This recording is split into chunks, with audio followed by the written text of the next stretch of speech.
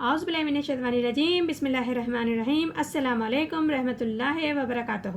جیسے کہ کل ہم نے سورہ بقرہ کی ایک آیت کا ترجمہ کیا تھا، جس میں ارشاد ربانی ہو رہا تھا کہ کچھ گناہ نہیں تم پر کہ تلاش کرو معاش اپنے رب کے فضل سے، پھر جب تم لوٹو عرفات سے تو یاد کرو اللہ کو نزدیک مشعر الحرام کے، اور اس کو یاد کرو جس طرح تم کو بتا رکھا ہے، بے شک تم تھے اس سے پہلے ناواقف۔ آگے ارشاد ربانی ہے، ثم افیضوا من حیث افاض الناس، پھر طواف کے لیے لوٹو جہاں سے سب لوٹتے ہیں۔ اس آیت میں بتایا گیا ہے کہ پھر طواف کے لیے لوٹو جہاں سے سب لوٹتے ہیں، کیونکہ قریش نے یہ کہا تھا کہ ہماری خاص حیثیت ہے، ہم تو یہیں کے رہنے والے ہیں، تو ہم مینا میں ہی قیام کریں گے، مقیم رہیں گے، باہر سے آنے والے لوگ عرفات جائیں، پھر عرفات سے واپس لوٹیں، اور یہ مناسک ہمارے لیے نہیں ہے، ہم تو مکے والے ہیں، لہٰذا ہم یہیں پر مقیم رہیں گے۔ تو اسی بات پر اللہ تعالیٰ نے اس آیت کے ذریعے بتایا کہ تم نے یہ غلط بات کر دی ہے، تم بھی وہاں سے لوٹو جہاں سے سب لوٹتے ہیں، پھر میدان عرفہ میں جمع ہوتے ہیں۔ پھر پروردگار نے فرمایا وَاسْتَغْفِرُوا اللَّهَ إِنَّ اللَّهَ غَفُورٌ رَحِيمٌ، اور مغفرت چاہو اللہ سے، بے شک اللہ تعالیٰ بخشنے والا غفور الرحیم ہیں۔ تو اللہ تعالیٰ نے اچھے سے انہیں یہ آیت نازل کر کے اس آیت کے ذریعے بتایا کہ اب تم نے جو بات غلط کہی ہے اس کے لیے توبہ استغفار کرو، یقیناً اللہ تعالیٰ بخشنے والا ہے، رحم فرمانے والا ہے۔ آگے ارشاد ربانی ہے، فَإِذَا قَضَيْتُم مَنَاسِكَكُمْ فَاذْكُرُوا اللَّهَ كَذِكْرِكُمْ آبَاءَكُمْ او اشد ذکر، پھر جب تم کر چکو اپنے حج کا کام تو یاد کرو، یعنی کہ حج مکمل کر چکو تو یاد کرو اللہ کو اس طریقے سے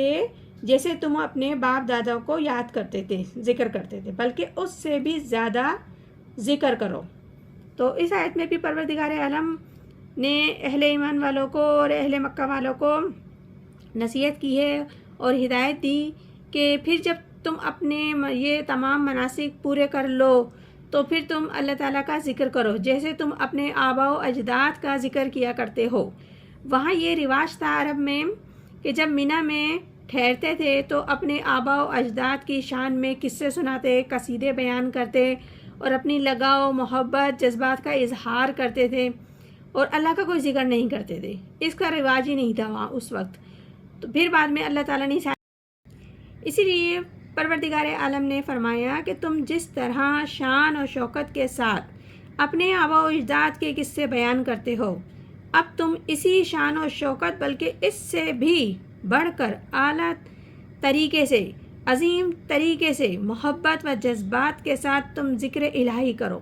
تم رب العزت کی بڑائی بیان کرو، ذکر بیان کرو اور اس کی عظمت بیان کرو۔ فَمِنَ النَّاسِ مَن يَقُولُ رَبَّنَا آتِنَا فِي الدُّنْيَا وَمَا لَهُ فِي الْآخِرَةِ مِنْ خِلَاقٍ، پھر کوئی آدمی کہتا ہے اے ہمارے رب دے دے ہم کو دنیا میں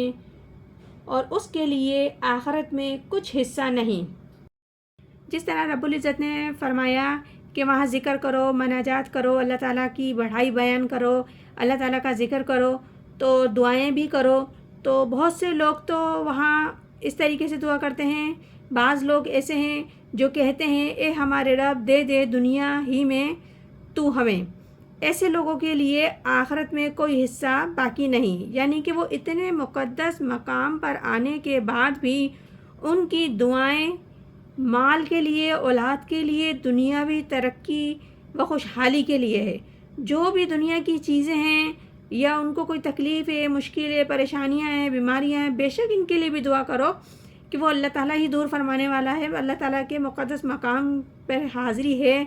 تو ہمیں دل کھول کے دعائیں کرنی چاہیے، لیکن ہمارے نظر میں آخرت ضرور ہونی چاہیے۔ ہمیں آخرت کے لیے وہاں تمام فرمائشیں کر دینی چاہیے رب العزت کے سامنے کھڑے ہو کر کہ اللہ تعالیٰ ہمیں وہ دے۔ لیکن کچھ لوگ ہیں وہ صرف اور صرف دنیا ہی کی تمام ضروریات زندگی اور دنیا کی خوشیاں، اولاد اور ان کے جو بھی مسائل ہیں ان کو دور کرنے کے لیے دعائیں کرتے ہیں، چونکہ ان کے دلوں میں دنیا بسی ہوئی ہوتی ہے۔ کہ جو لوگ اس قسم کی دعائیں کرتے ہیں تو ان کے دلوں میں دراصل دنیا بسی ہوئی ہوتی ہے، تو رب العزت کے گھر پہ جا کے بھی ان کو دنیا ہی نظر آتی ہے، اور سوچتے ہیں، ان کے دماغ میں یہ چلتا ہے کہ ہم رب کے سامنے حاضر ہیں تو مانگ لو جتنی بھی مانگنی ہے دعائیں دنیا کے لیے۔ جس طریقے سے بنی اسرائیل میں بچڑے کی تقدس کو ان کے دلوں میں بسا دیا تھا، اسی طریقے سے ہمارے دلوں میں دنیا کی محبت بسی ہوئی ہے، تو وہاں جا کر بھی دنیا ہی کی دعائیں کرتے ہیں، تو ظاہر سی بات ہے ایسے لوگوں کے لیے آخرت میں تو پھر کوئی حصہ نہیں ہوگا۔ وہ دنیا مانگ رہے ہیں تو رب العزت انہیں دنیا ہی عطا کر دے گا، کیونکہ وہ تو دینے والی ذات ہے، وہ تو دینے کے لیے وہاں بیٹھا ہے۔ اور اپنی عاقبت اور آخرت کا اگر جنہیں اللہ ہدایت دیتا ہے وہ سوچتے ہیں، مانگتے ہیں، تو اللہ تعالیٰ اس سے بھی نوازتا ہے۔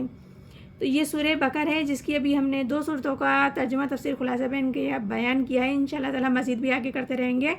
پروردگار عالم ہم سب کو قرآن پاک صحیح طریقے سے پڑھنے، سمجھنے، عمل کرنے کی توفیق عطا فرمائے۔ آمین ثم آمین۔ جزاک اللہ۔